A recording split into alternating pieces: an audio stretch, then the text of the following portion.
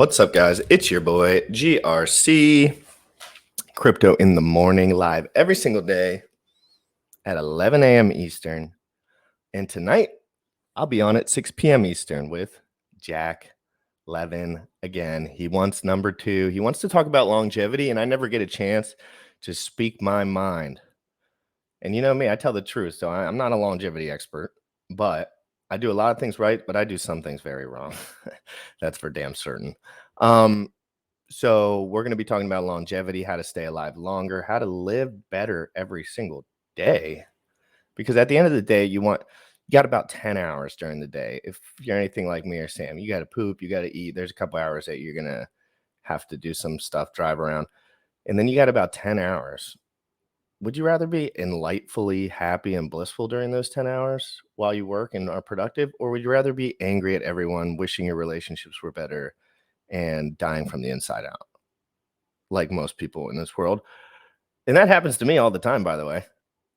Like I go through phases too, but I know how to snap out of them, and I have good support networks, and I have people that I talk to, and I'm very honest with people. I'm very, very honest. So I don't know why I got into all that, but that's a little segue for our 6 p.m. show with Jack. That's going to be a banger. Today, GRC needs to know more about providing liquidity because he's got ETH, he's got Hex. He's like, what? It's just sitting there. Like, just sitting there.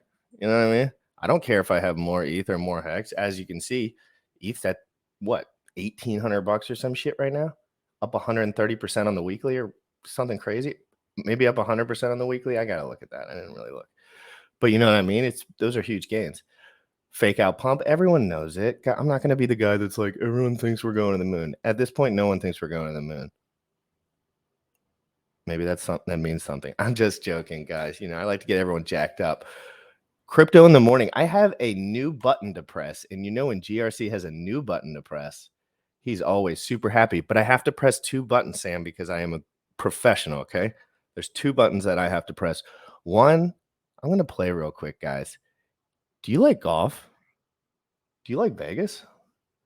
Do you like crypto? Do you like girls washing your balls?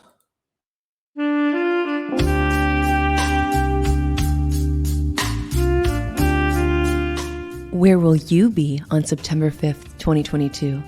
Do not miss your chance to participate in the Pulse Masters Golf Tournament. This is the official kickoff to PulseCon, and the Hex ladies need you to help get it in the hole. With any size donation, we will be willing and waiting to wash all of your dirty balls.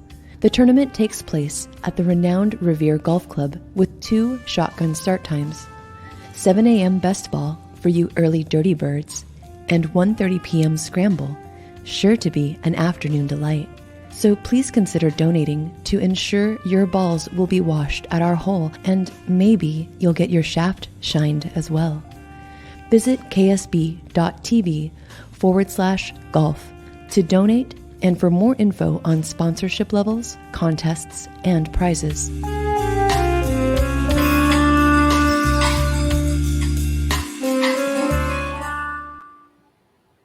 Biceps in the chat for bullish, guys.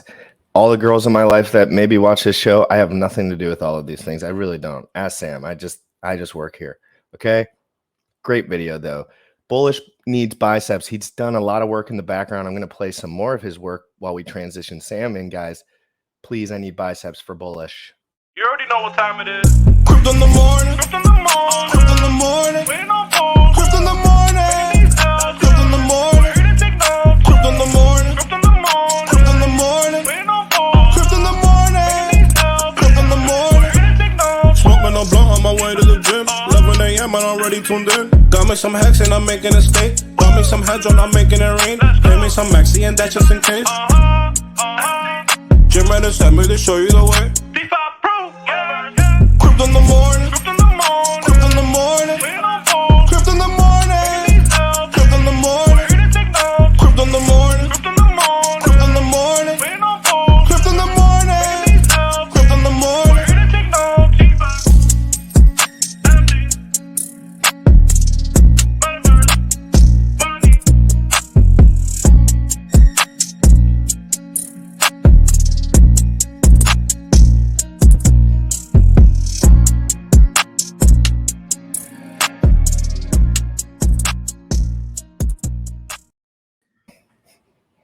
Yo. I'm excited to talk about providing liquidity. I just actually came back from the gym before we came on to give We can people talk about a lot of stuff today, but that's going to be our crypto. main thing. Before we came on, we were talking about rats. And while you were doing the monologue, I actually looked this up in terms of what cities.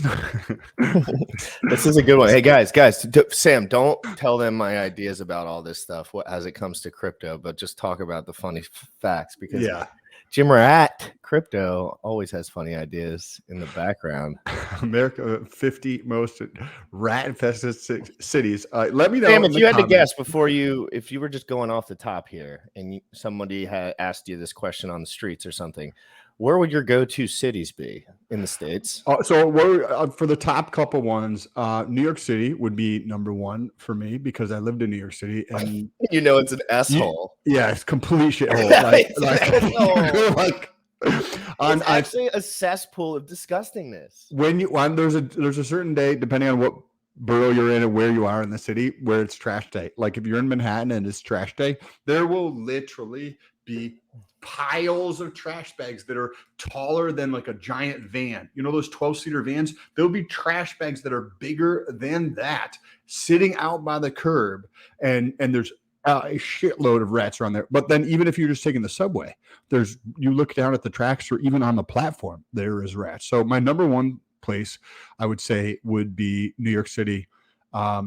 Honolulu, I used to live in Hawaii, has a boatload of rats too. Surprisingly, is it gross down there? Or is there just lots of rats? It's beautiful, but there's a lot of like tourists who just leave a lot of trash around, and then rats and mice. Oh yeah, they cockroaches. Do they burn trash out there at all? I don't know. Maybe some places burn trash when they're tropical because it's just like whatever. But anyway, Los Angeles. I would say when I think of S-holes, like S-hole cities. What's the first thing that comes to my mind? Los Angeles. The biggest. No, seriously, I swear. Dude, what's the most hardcore prison in history? LA County Jail. Why? Because the craziest, worst, most insane meth heads live there on the street and they're homeless. Well, plus you also have the city that's run by like incompetent people. I would say Chicago's probably pretty far up there too. Chicago, because you have to consider places that are probably like shitholes, but also at the same time, like what becomes a shithole is the poor leadership a lot of times. I use the term very, very lightly. A city's quality in direct proportion to their jails. No, I'm not kidding. I just watch a lot of jail footage because I'm sorry, I'm a weirdo. Yeah, you've told me that. I watch a lot of jail shit because GRC wants to stay out of jail, and he knows that when you watch people getting booty bandited in jail, it makes GRC not want to go to jail. And then GRC follows the rules. I thought it was kind of interesting. I'm from upstate New York, not Syracuse, but I'm from Rochester. Where's B-more? Let's go top 10. I want to know top 10. Top 10. Whoops, I think I just skipped. Let's see if my faithful city can get on one list in this world other than murder rate. Okay, so this is Ohio, Cleveland, Ohio, Denver, Colorado. I wouldn't have expected the Denver, but I don't know anything about Denver. I would expect Detroit. Yeah, Detroit's a shithole. That's where people get shot for all the gang violence. Detroit and Chicago. Chicago's got to be on here. Philadelphia is the biggest asshole ever. Yeah, Chicago's definitely on here. Chicago has to be on here. I've spent time in Chicago a little bit, and it was Baltimore. Hey, look at that. There's my hometown. Hey guys, Club Rats NFTs. Biceps in the chat if you want to see Baltimore Club Rats NFTs. You think they can save Texas? How about we save something that actually needs saving? Baltimore, the absolute S-hole murder capital of this world. And it's not. I'm not saying that there's no beautiful parts, and obviously there's beautiful parts in Baltimore, guys. Don't get it twisted either. When we're talking about a city, we're talking about the worst parts of the city. Like I go out in Baltimore all the time, beautiful. But yeah, if you have a $200,000 chain on, you will get robbed. Like if Richard walked through Baltimore end to end, Fells Point, like the chance at 11 p.m., chance of it getting not robbed, are 0%. You know what I mean? So it's just like a different atmosphere. If you know what I mean, like I would wear a sweat, like if I'm wearing like a black T-shirt and shit clothes. Like nobody gives a shit. But that's how everyone dresses in Baltimore too. There's not a lot of clout chasey dressing in Baltimore because it's a direct signal that you are like, I mean, you could dress like a bro with like muscles and like look good at the bar, but you're not going to throw on anything unless you're in a gang or something.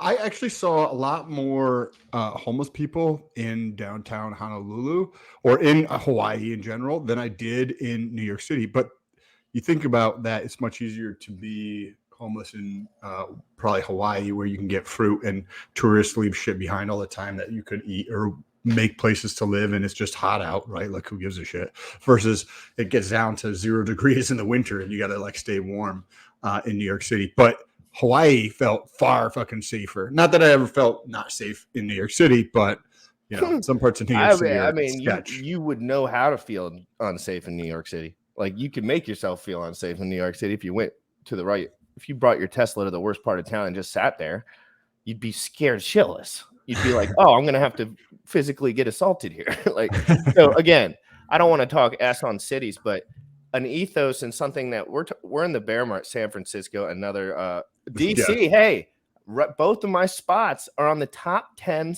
rat list, guys. Yeah. You know, I'm close to DC, guys. I'm like 25 minutes out from DC, about 5 minutes. Look at that. New York City, top 3. I was expecting top 1, but we still haven't seen LA yet. There we go. No Texas love for the rats. No. Oh, yeah, LA, baby. LA, baby. Florida. Come on. What was the first? Chicago! Murder capital of the United States, official from Jim Rat Crypto, because I look at all the videos and they all come from Chicago now. So all the other gun violence stopped, but Chicago's gun violence has gone through the roof. Living in Chicago, if you are successful, is something that you do not do. You do not live in Chicago once you become successful. You leave Chicago. And every successful person that I know would say that's from that area. I know, maybe not a younger guy, but like eventually, like if you got kids, like get out of there. Bye-bye. Same with Baltimore. You got kids in Baltimore running around? I would get out of Chicago or That's funny that we could totally, without me and Sam don't care about any of this shit, by the way. In general, it's a fun conversation, but it's funny. We basically guessed the top 10 without even trying. And it's because the dense cities are so electrically, violently gross. Like they're so bad. It's like worse and worse and worse. And when I say that, it's like, if there's 75 homeless people around and they're all begging for money and on heroin, that's bad. That is not a good indicator. It's a bad indicator. In every city, come on, dude. I'll have a dude scrubbing my thing, 8 homeless people, couple guys on the corner just hanging out, and it's their world, not yours down there. It's their world. And yeah, they can get arrested and shit, but I'm just saying, like, the reason I don't hang out in the city a lot is because there's too many variables. There's too many what ifs. There's too many positions that I can be put in that I would feel like I had no control. But we're done with that shit. We're done with that. That's we're over with biceps in the chat because whatever. I'm getting kind of lean. Okay, so your arms are looking small. No, I'm kidding. Yeah, well, I'm down now. No, I know you're down. You at some point you're gonna have to lose a little size. Yeah. You're just starting to lose size. You just got into that size losing spot, but it took you about 30 pounds. Most people would be like, you can't lose 2 pounds. Correct. Oh, and I'm substantially leaner. There's a lot of feathering in my quads. What do you like or dislike about the feeling of being this way versus when we were speaking maybe 90 days ago, 100 days ago?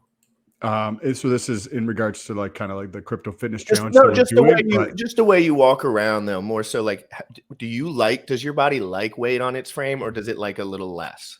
So you got 2 things, right? Like I feel awesome. I like the way I look at this size, but it's also nice to just be bigger. Like being 250 pounds. Do you think that you have some sort of mental illness? 100%.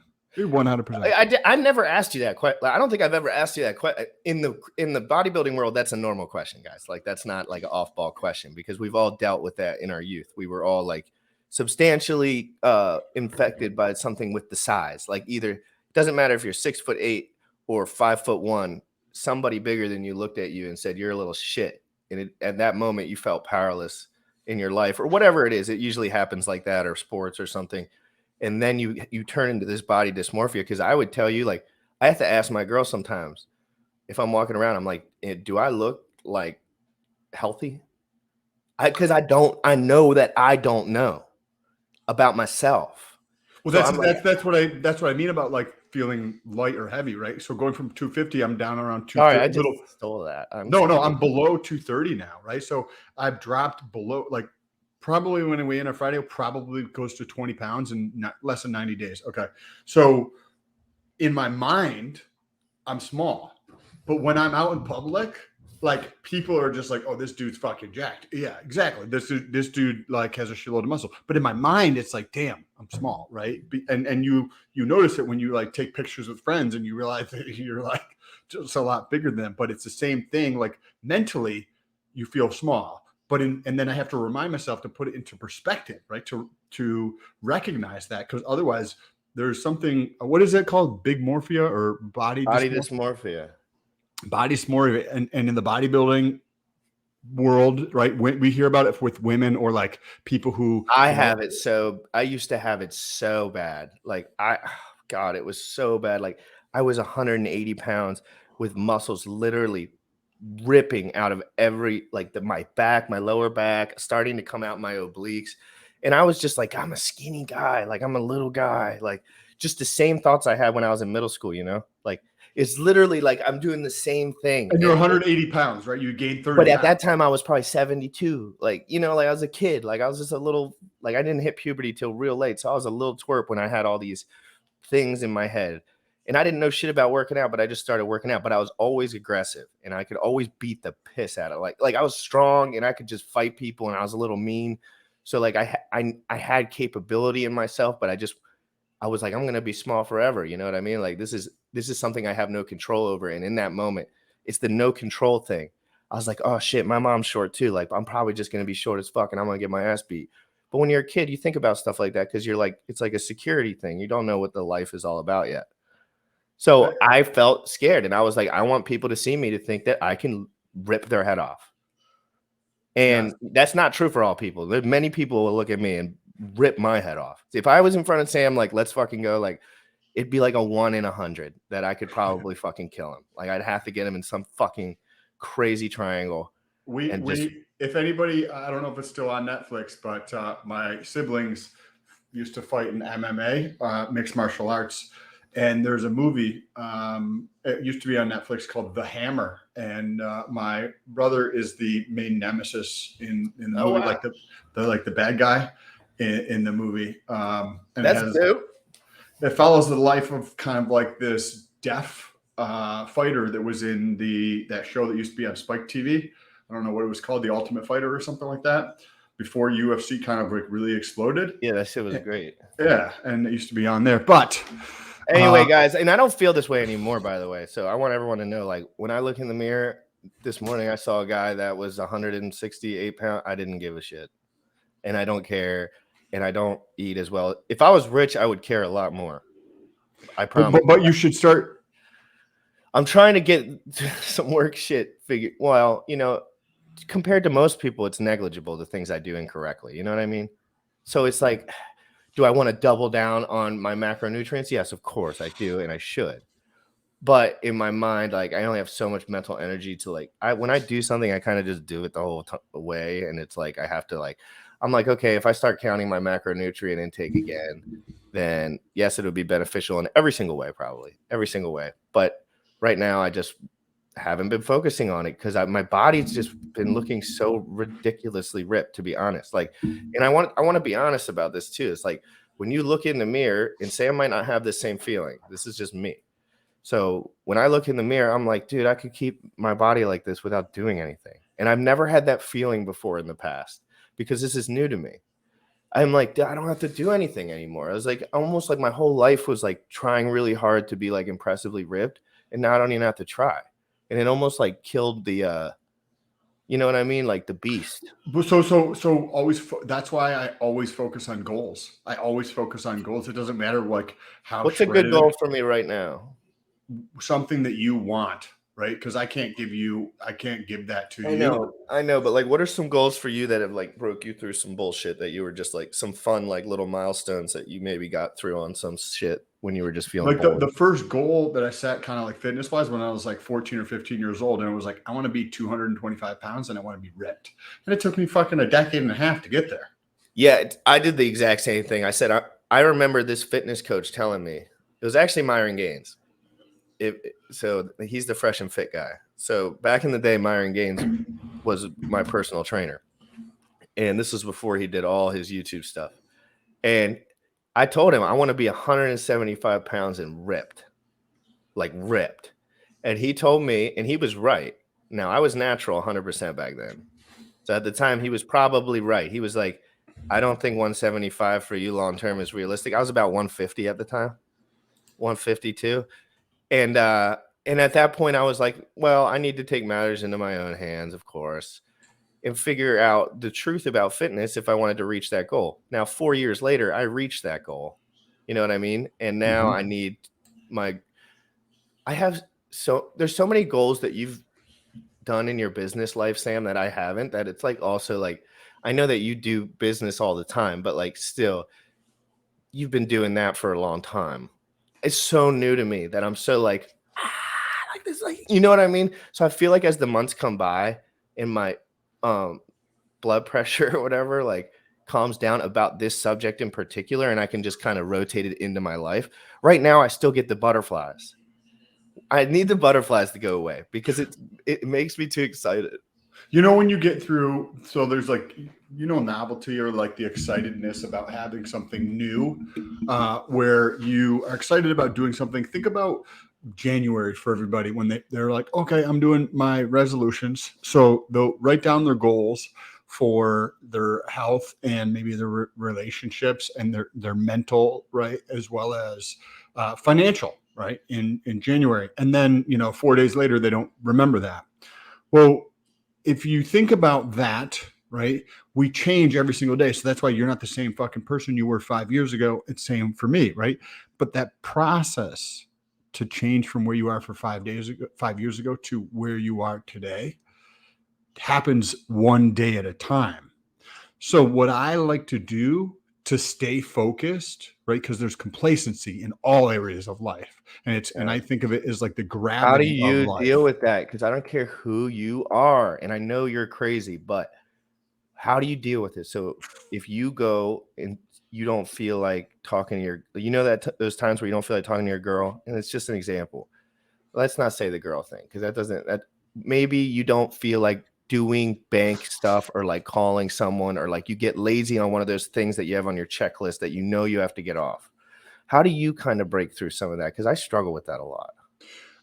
That goal thing, writing it down at the January, and then 3 weeks later, people don't remember. I write my goal. So write them down every day, every single day, writing down, not just my to-do list, my to-do list. So this worked for me. Maybe it doesn't work for other people. So this is like my to-do list, which is like, this is like half a page and then double up here. But if you look at this is the goals, right? This is a page and a half of my God, Sam, goals. I know what I got to do now.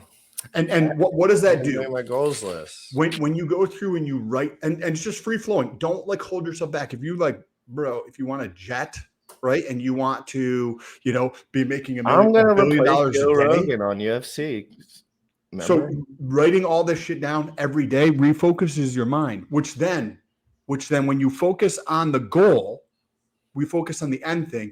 The process of doing the bullshit every day is easy, because then the process of knocking out the minutia, the details of like not making that call, not doing the paperwork, this, that, and other thing is easy, because I know the thing that I'm focusing on is the goal. When I'm focusing on this, I know that these are just fucking minutia steps to get to where I'm going. So I like to, if I ever feel some sort of way, I love to just take the time and pull out my notepad, write down my goals. One thing that I've never struggled with, which I'm grateful for, is I've never had a hard time thinking big, because my perspective on other people is very slow. Like, I think everyone's controlled by their emotions for the most part. therefore completely fogging them from the reality of what's going on in front of them. Like, for example, and yeah, it does make me a little dead inside sometimes, like when I'm arguing with my girl or something or talking, it's just be like, sometimes I just get like, I don't want to talk about shit. Like, everything we're saying is just like conjecture about nothing. And, you just have to, I know it's up to me to be like I have trouble just getting emotional feedback from people because I don't even want it. I don't even care about it anymore. Like me, and that can be a problem too. You think, Sam? Like when you're with your girl and talking and shit, and she, that feeling you get when you just don't want to be, you just want to be at your computer. You know what I mean? Do you ever get that feeling where you just want to be at your computer? You're not mad at her. You're not mad at nobody, but she has emotions too, right? So you have to be like, if she's in a bad place, what if she's in like a bad place about shit? So depends on the context of the situation, obviously matters. So I'm going to be picking her up from the airport and she works in a different area. So when I come back, when I pick her up from the airport, I know that like she wants to, even though I might not give a shit really about like that kind of stuff, I know that she's super excited to tell me about her like work experience over the last several days since I've seen her, the friends that she's talked to, all the things that have happened to her. So I might not really care about it, but I know that she wants to feel that I'm there and present and engaged. Yeah, that and takes some nuance. That part of relationships takes a little nuance learning there. It's practice, but it's been hard for me, man. But it's been hard for me because my girl has feelings about shit, and I am very nice and respectful to people. So it's not like I'm a bad person. So you got to understand, everything that I do with people, I'm generally doing the decent or best thing I can. Try to be nice, try to share, try to be helpful. I always try to do stuff like that. But then they have these emotions that I don't necessarily care nor think about ever. Like, ever. Like I never think about my feelings towards what the other person's thinking about me during the day. Or like, well, I just don't think about stuff like that sometimes.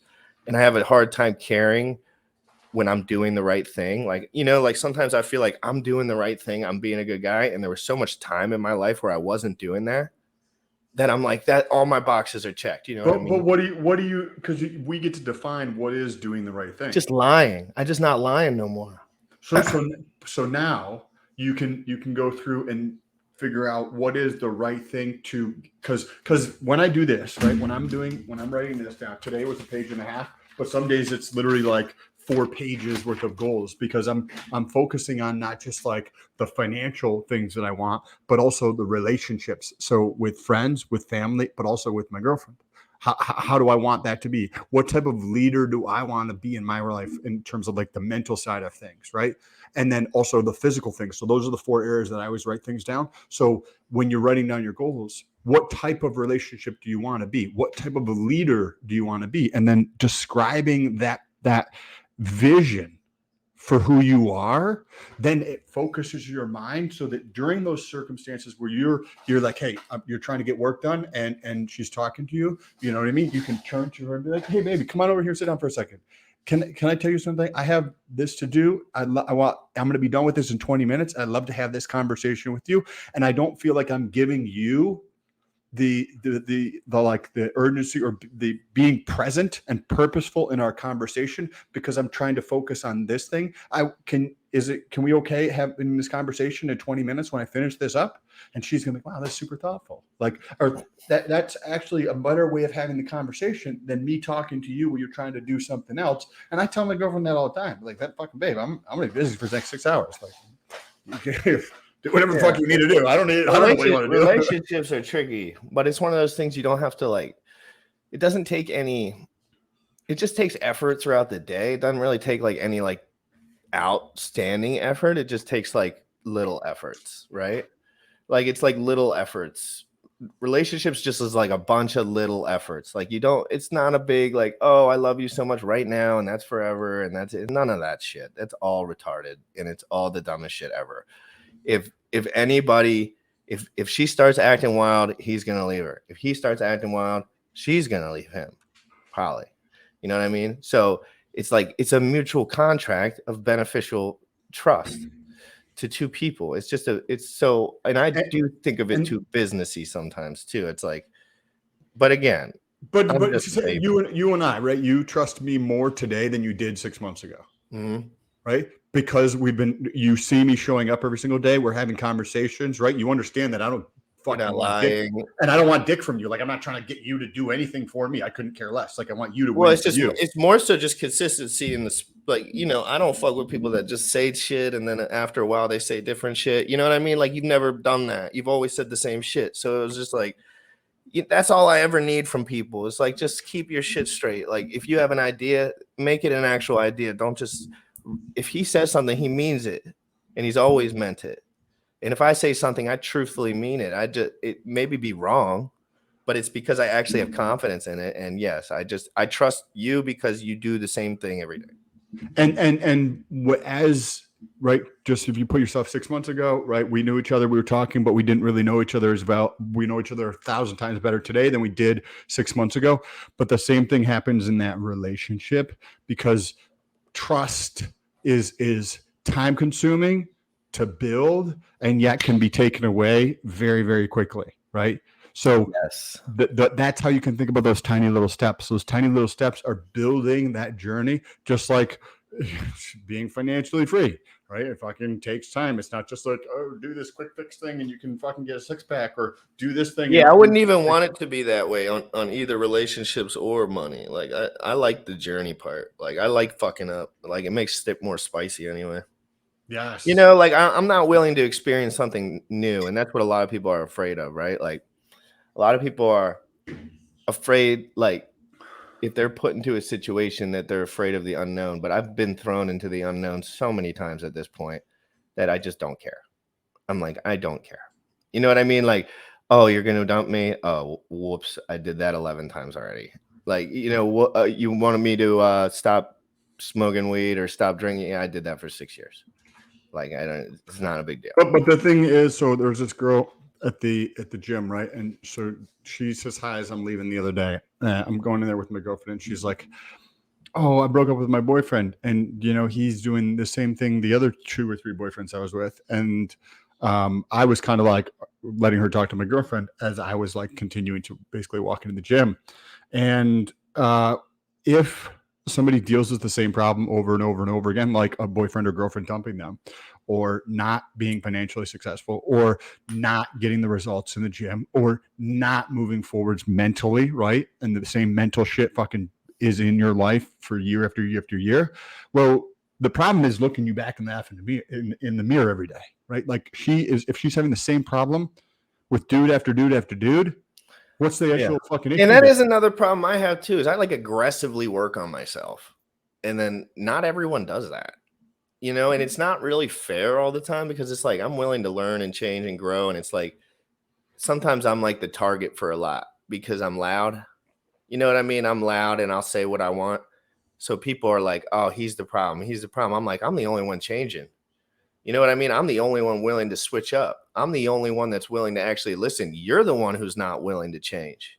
You're the one whose ideas, and I'm not talking about girl. I'm talking about, I was thinking more family at the moment. Like in my head, I was thinking like, but it's not them particularly. Like, again, this is just like an overall theme. This is just a way that I relate with all people. And it's not necessarily good or bad. Like, this is just my life. Like, I've done a lot of shit dumb as hell.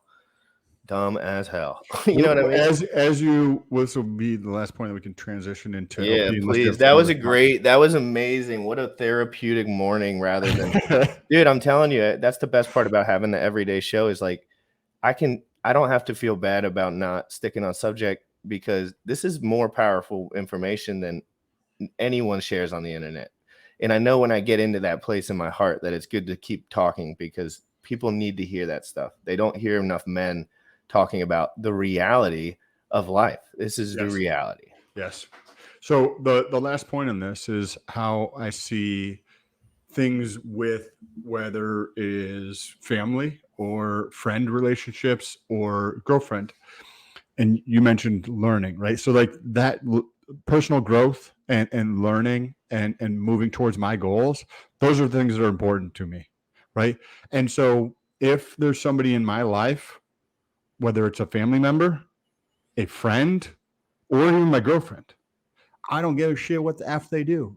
I'm going where I'm going. And that means that, say, if you and I are on a hike and you want to go at 2 miles an hour and I'm going at 8 miles an hour, well, you know what happens over time? We get further and further and further and further and further apart until you just don't see me anymore, which is perfectly fine with me. I still love you and care about you and want you to win at life however you want to fucking win at life. But that's how I see it with friends. That's how I see it with family members. That's how I see it with my girlfriend. She doesn't want to grow. She doesn't want to grow. I know where that plays out. I'm going to continue going where I'm going. And if you get left behind, that's the one thing too. it Is like that is the one thing too. It's like I'm in that spot too. It's like I'm everyone in my life, family included, girl, every person, they know I'm going to do exactly what the fuck I'm going to do no matter what. And I know that too. And it's not necessarily the best feature in the world, but it is a great feature. It's a great feature. It's a little psychopathic to be able to get stuff done like that, but it's what makes things great in this world. And it's way fun. It's way more fun to like be passionate about stuff while you're doing it in a world where, you know, I didn't think I would have the chance to be passionate about anything that I was value to my life other than like hobbies and shit. You know, like I just thought like, oh, I'll be rock climbing and surfing. No. Like my whole life is going to be my work now. And I like that. I like that a lot. And like, go ahead. I was going to transition a little bit. I wanted to ask you, you had mentioned that you were about to open up a liquidity position yesterday and you ran into some issues. You want to talk about what I don't know if I was necessarily, I never had the plan to click the button at the end of it, I don't think, but I had all the funds in there and I wanted to see what sticking points that I would have personally with going through with it. Cause I'm going to provide a small liquidity position here shortly, just cause you know, that's the best shit ever. And when things are bare and you're learning, I like to provide liquidity. I'd like to learn about the nuance insights about these things because we're early and we're going to have to know what's going on here. 100%. And you're making a damn good amount of money in a bear market here with your $10,000 investment. Yeah, I don't know why more people don't provide liquidity in all honesty. Well, I think it's just new, Sam. I completely agree. Okay, so it's just new. I'm going to just walk through kind of what you do. Real quick, before you do that, just share the tweet. I did tweet it out, guys. I dropped the link below. I did not shill this at all this morning. Smash the like if you're in here. Hit the subscribe. Thank you for joining that beautiful conversation this morning with me and Sam. Let's get on to some providing liquidity. Hit that retweet button and biceps in the chat. Sorry about that, Sam. No, you're good. So before I show this, probably there's some people who have heard the term providing liquidity, but I want to make it really, really simple. If you think of Robinhood, if you've heard of Robinhood or E-Trade or Ameritrade or Charles Schwab, like these are all brokerages. These brokerages make money when you trade, including Robinhood. They just sell your data. You know, that's still the same thing. So what ends up happening is people trade, say, between Apple, right? They have Apple, then they get cash, and then they buy Tesla, right? And then they sell that and they get into something else. And when they do this centralized entity makes the money, right? You can see, if you look at Coinbase, right? They had, before they last quarter where they lost money, before I think they made about $3 billion in a quarter. I mean, this is all going to one entity. Now, something like Uniswap is like Coinbase in the sense that it facilitates people to trade from A to B and B to C and back to A if they care to. But the difference is we can put the liquidity in there instead of Robinhood, instead of Coinbase, E-Trade putting the liquidity in there that allows somebody to swap back and forth between different stock. You can do this and you earn the fee. So instead of Robinhood earning the fee, you earn the fee. Now, if somebody thought this was interesting, there's something you want to consider. And GRC, you mentioned this at the intro, I think. Whatever you're providing liquidity on, you want to understand those two things. If it's Ethereum and Hex or USDC and Hex, you have to be okay with holding either token, right? 100% in one or 100% in the other. Is it fair to say that there's a better and worse times to do this though? Oh yeah, 100%. Because if like in a full on, like when everything's going bull market crazy, and again, guys, you don't want to do this with a large position of your stack at all. And hex staking was created for guys like me that like to have a little bit that they can't get their hands on for sure. Like, I don't like to get my hands on too much. But again, having liquid funds, it's people have liquid funds. Like, what am I supposed to do? Keep all my money in the bank? Like, no, I got liquid funds and I need to be able to extract them. And I have ETH on like 6 different accounts. And I told you yesterday that I was thinking about maybe liquidating some of the, not just sending it all to one account and providing liquidity with some of It's just sitting there, and might as well experience it, so you can experience it whether you decide to continue doing it or not doing it, right? Now, there's something called impermanent loss, right? That people, it's just opportunity cost. That's all it is. You have an opportunity cost to fucking sit here, listen to us fucking talk. That's all it is. And if you look at, say, this example, USDC and Hex, and we have $10,000 position here. So currently, this is not mine. This is just an example with a calculator. The price is right here where this pink line is, right? Now, on Uniswap, you provide liquidity in a concentrated position, meaning within these green lines. So you're going to provide Hex to USDC. So you're willing to trade Hex, 17.85 Hex per 1 USD, or up to 30.12 Hex per 1 USD. Now, what happens if, say, this price rises outside of here? So this would be the Hex price moving, right? Because USDC is not moving. So Hex price moves here, and then what happens? So that means now you're stuck with all Hex, right? And I'm using the word stuck because it works in both effing directions. If Hex moves in the other direction, you are stuck with USDC. And you're like, well, I want Hex. Well, if you want Hex, then just fucking buy Hex and don't provide liquidity, right? It's pretty simple. But during this time, say this takes a month for this to happen. Yeah, I have a lot of USDC. So you could it sits there. I have a lot of hex stakes too, but other than my hex stakes, pretty much I just have USDC is the bulk of what I have in there. And but I would be willing to buy more hex and then provide liquidity for sure. So and you get to earn. What's it better to provide between ETH and hex or USDC and hex? Depends on the individual's like prerogative. Like my prerogative would be Mad Gains. Probably ETH because they're just both volatile. It's more volatile. Yep. You're gonna probably earn like having return. ETH as well. Like, yeah, I'm an Ethereum fan, guys. Like, believe it or not, like it doesn't matter what everyone says. Everyone has.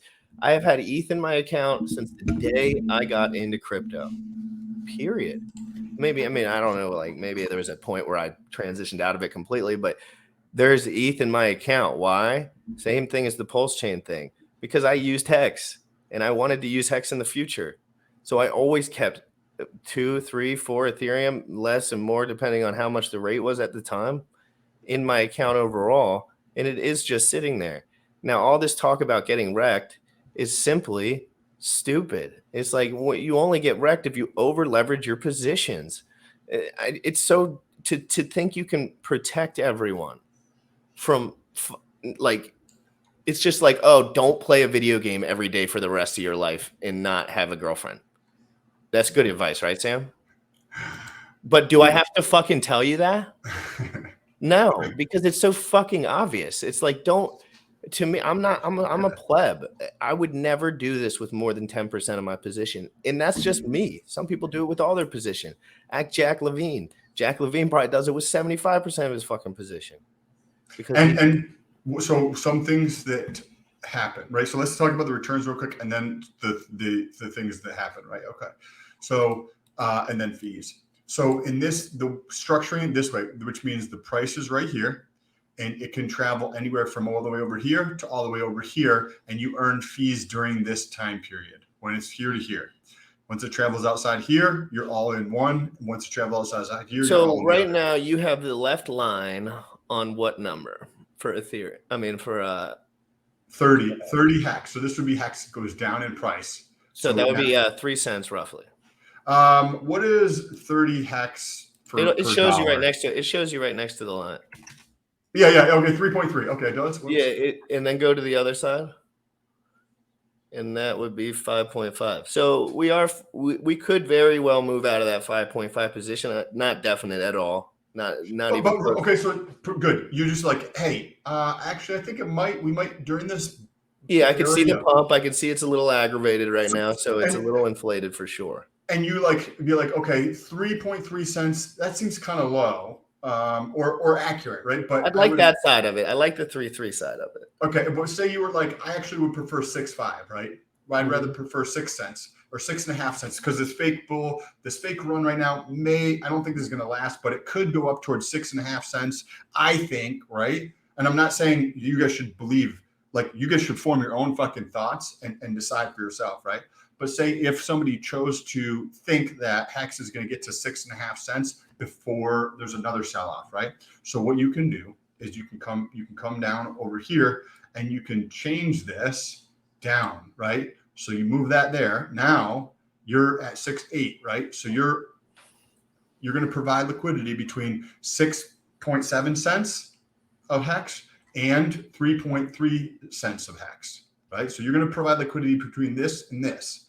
But you say if you put in $10,000, you're earning about $776 per month, or $26 a day. And your worst case scenario is to end up with a one-sided bag of USDC or Hex, guys. That's the worst case scenario. It's the worst case scenario. Now I have to look up the risk profiles for bridges and shit, but that's as far. Other than that, I know a lot of people that provide liquidity on here that are absolutely rich and absolutely popular and absolutely dominating at everything they do. So it's just reality. Like, I hate, you can't do 100% of the shit with your bag just because someone else thinks that's the right way to do it. And if you think that's the right way to do it, then it's just it's not true, because there's guys like me, there's guys like people lose their jobs. There's people that go homeless. There's people that have divorces. There's 1.5 million different reasons why people would need to extract funds. And this is a tool to do so. And that's it. And what if somebody was like, hey, I do like Hex and I would like to build a bag of Hex. Well, cool. Yeah, I only want to build Hex. So say like you're like, hey, I only want to build a bag of Hex, but I'm already staked. I don't plan on staking for the next few months, but I want to get my liquid position up. Yes. Okay, cool. And then when I get it to say 10,000 or 50,000 or 150,000 Hex, I'll take that and I'll put that away for another stake, and then I'll do this again. You can use liquidity providing to build your bag. Okay, so look at this. You earn $776 per month, right? So 776 divided by, I think it was around 4.5 cents right now for Hex price. So you earn 17,000 Hex, or 1 T-share per month almost. So you can build your bag this way, peel off your $776, stake that shit into the fucking future, and you still have your liquid stuff. You still have your liquid bag. You can put this out into the future. Now, some things that you do, if you're not aware of, or you don't notice until you start going, right? You put in $10,000. So what happens if you hold $10,000 of a risky asset? It goes up and down. So this $10,000 is not going to stay the same. You're holding Hex and USDC. That means Hex price could go down, right? If you were doing this with Ethereum, or if you're doing this with Cult, or if you're doing this with anything, any two risky assets, this price is going to be volatile. And you might say, look, and be like, I earned $25, right? And then look back 3 minutes later and it says $24 or $22. And that's because the price of the underlying, the coin or coins, has fluctuated. So this number can go up or down because you're earning a percentage of the coin that's flowing back and forth. So in this example, we have 0.3%. I think it says it on here. All right, here. We're in this pool, right? So we're in the Hex USDC pool. When somebody trades their Hex for USDC, they pay a 0.3% fee. That fee is paid in Hex. So if somebody trades, say, 100,000 Hex and they're going to swap it for USDC, then what they end up paying is, let's see here, 100,000 times 0.003 0.003. They're going to pay 300 hex, right? So that goes into the pool and it's dispersed among those individuals. Now, say somebody else is like, I would like to buy 50,000 hex, right? So then it goes in the other direction and they pay the fee in USDC. So while you're sitting here, this $776 is actually accruing hex. So every time you claim or you pull these funds off, you'd be like, okay, every $500, I'm going to pull this off, and I will either add it to my position or stake it for hex or whatever your fucking prerogative is, right? So you already have, this is automatically building your hex bag more than T-shares are doing, right?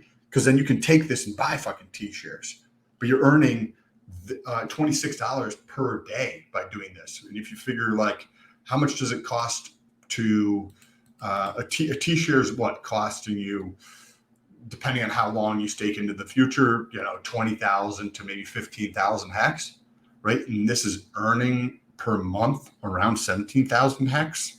I mean, it's a much more efficient way of utilizing your capital to do this. Another thing, when you're providing liquidity, there is fees to do so. So you know how like the fees on Ethereum vary.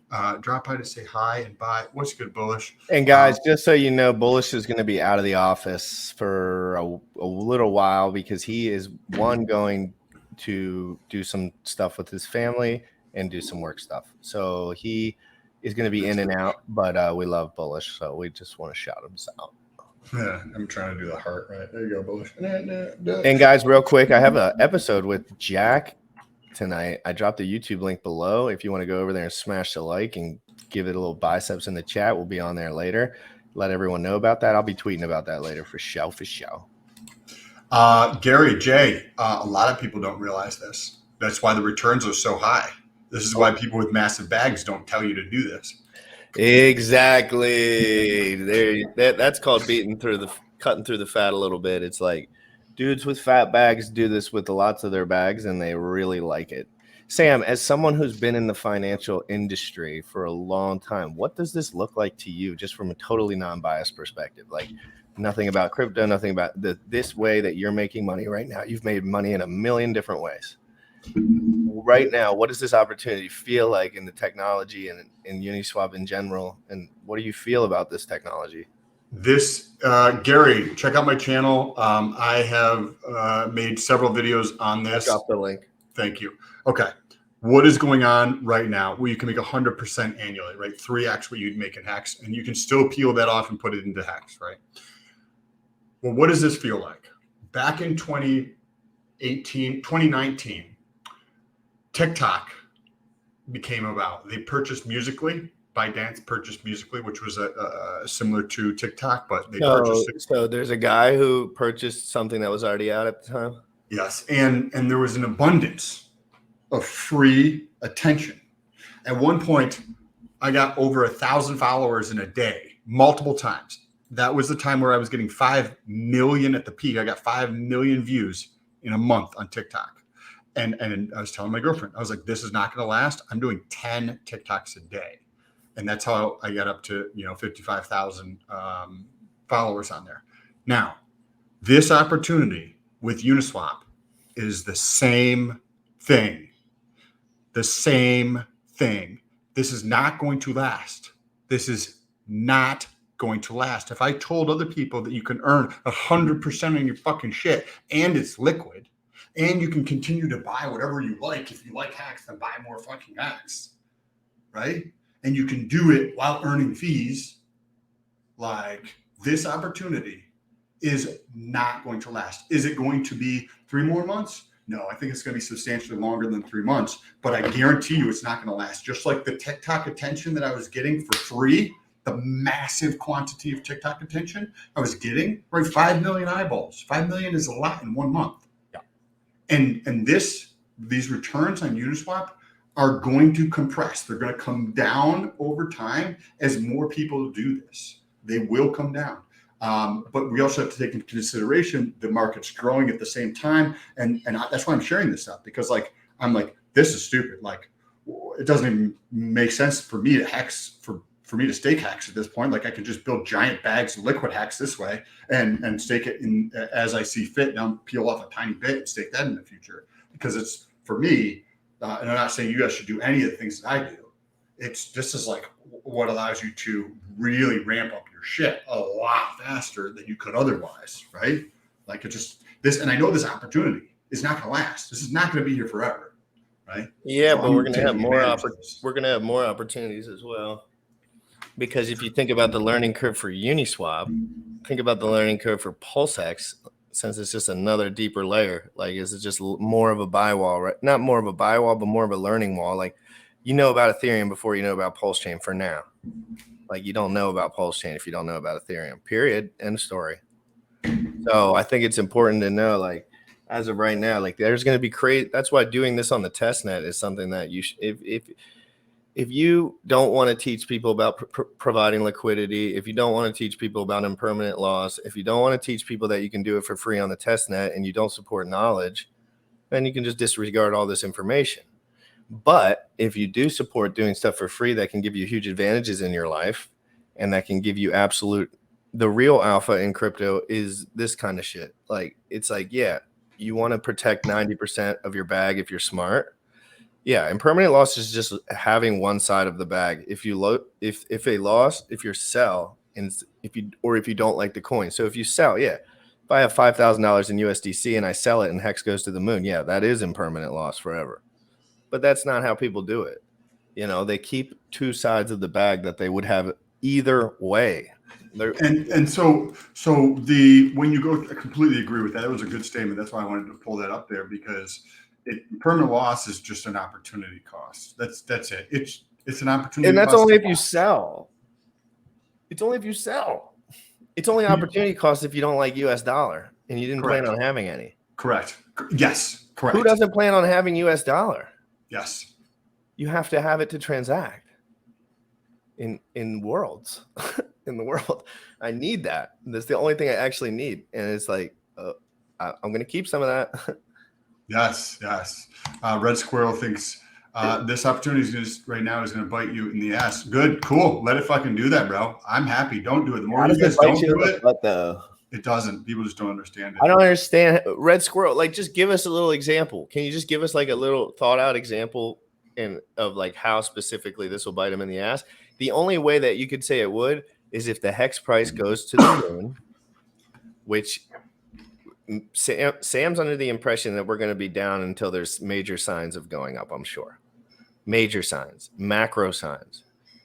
I'm not under the impression that Hex is going to go up in a macro nightmare. And if it does, that would be revolutionarily dope, because I have a fuck ton of stakes. And a little goes a long way with Hex. Bottom is in Rick Schmitz's opinion, and the founder of the coin that we're talking to literally tells us every day the bottom's not in. Literally, the founder of the coin that I run this fucking show, like started the show around, is telling us that there's going to be a 50% dump in the biggest blue chip asset on crypto. And yes, we have seen things dump before and then Hex do stuff different. But again, never in the macro conditions that we have now. The macro conditions are get your fucking money out now. That's what the macro conditions are. All risk on assets are getting sold.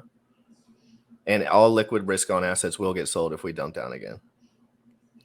Yes. And okay. So the last thing here before we wrap things up, if somebody was like curious about doing it, and so this is the Uniswap, right? You go through, connect your wallet. You can't see it's popping up my MetaMask or a MetaMask over here, where I'm going to punch in my password. And once you connect to the dApp, the Uniswap dApp, it's like, oh, your shit's connected. Cool. Okay. Now you go to pool, right? And then in pool, you're going to press new position. So say we wanted to provide the same thing that we were just considering. So we click that, and then we're going to look up Hex. So we're going to pull up Hex here, and it looks like it's just loading really, really, really slow. Yep. I don't know why this is not coming up. There we go. Whoops. Once this does come up, you can pick the tier. So the tier is the fee tier, right? This is the most common, right? This says 80% of the time this is selected. this is the most common that people are going to be trading in.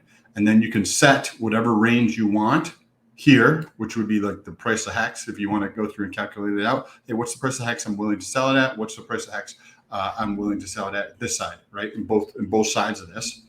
And then you're going to put in how much of each. So say this is just like a fake wallet. So there's 10 hex in there. So it's like, okay, you can put in 10 hex, and that would be at these ratios. It's going to be $1.50 of USDC you're going to put in between these two. And you're not going to be putting in 50% and 50%. That's what a lot of people think. But the only way you're going to put in 50% of each is if this right here is exactly in the center between these two. Then you're going to put in 50% of both of these, or whatever the case is. And I don't even think this is actually quite in the center. But that's the only way you're going to actually go through and do that. So hopefully this is helpful for some people. If it was, make sure you press that like button. We're going to be on later today with Jack talking longevity shit, which would be super interesting. He's got a lot of cool stuff out there to talk about. You have any closing thoughts here? Yeah, my closing thoughts are, guys, yes, if hex pumps you lose out, why not consider my previous post, e.g. base/hex, the premium discount range will be tight. Well, yeah, no, those are great options for people that want liquid funds, for sure. But people sell their shit, like you got to sell it. People sell hex, correct? Red Squirrel, correct. Okay, so when people sell their hex, what's the best way to do it? Providing LP. Yes. It's the best way to do it for every party. So if you got, again, these biases that people hold in their head because of overall information that they hear is very strong, but you have to know how early we are. People are just doing this talkies. They're doing the talkies. They have had years and years and experience doing other shit. Jim Rat doesn't know anything about finance. Everything I say is exactly what I'm learning. When you're done, sorry, go ahead.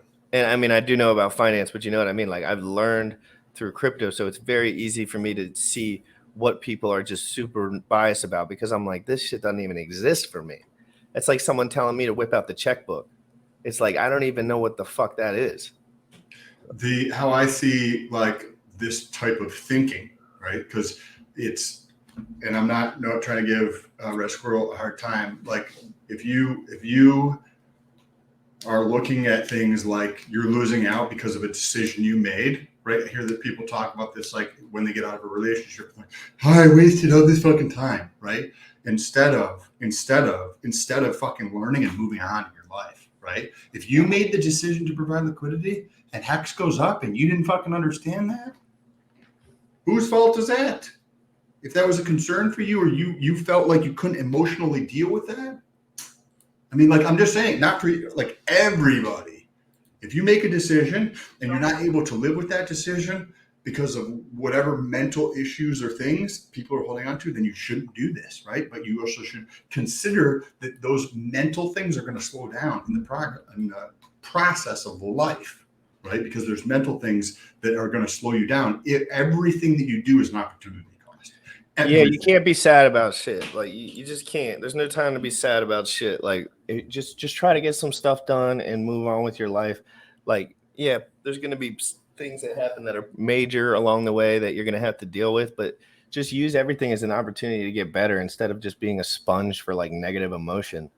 It's like everyone just wants to hide instead of just being like, everything's, sometimes it sucks, sometimes it's good, but I'm just going to keep working. You know what I mean? I'm going to just try to keep my side of the street clean. That's all you can do. If your side of the street is clean, you cannot fail, because you cannot be misled and you cannot, but most people don't keep their shit clean. They lie. They say things they wish they didn't, and then they hold on to them forever until it ruins them. I'm not talking about fucking Saitama V3. I'm not talking about none of that dumb shit. I'm talking about stuff like this, providing liquidity on a decentralized exchange that we all use already between the two coins that we already have. And people are going to call me stupid and say that it's wrecking people. It's nonsense. It doesn't make any sense. Like you have liquid USDC, you have liquid hex sitting in your bag, not doing dick for you. Why not just put it to work for you? Right? Why not just make it work for you? But that's my points, my thoughts on that thing. Hopefully, this is helpful for people. If You guys Ethereum wanna goes to check out 2K, I'm selling it all, guys. Everybody have a great day. It's your boy, GRC. We'll be back at 6 p.m. Eastern, guys, with Jack Levin, 21st employee at Google ever, to talk about longevity, living a better life, and having peace in the day-to-day so you can be more effective while you're dominating the crypto space. Guys, have a great one. You already know what time it is. Crypto in the morning. Crypto in the morning. Crypto in the morning. Waiting on phone. Crypto in the morning. Crypto in the morning. Crypto in the morning. Crypto in the morning. Crypto in the morning. Waiting on phone. Crypto in the morning. Crypto in the morning.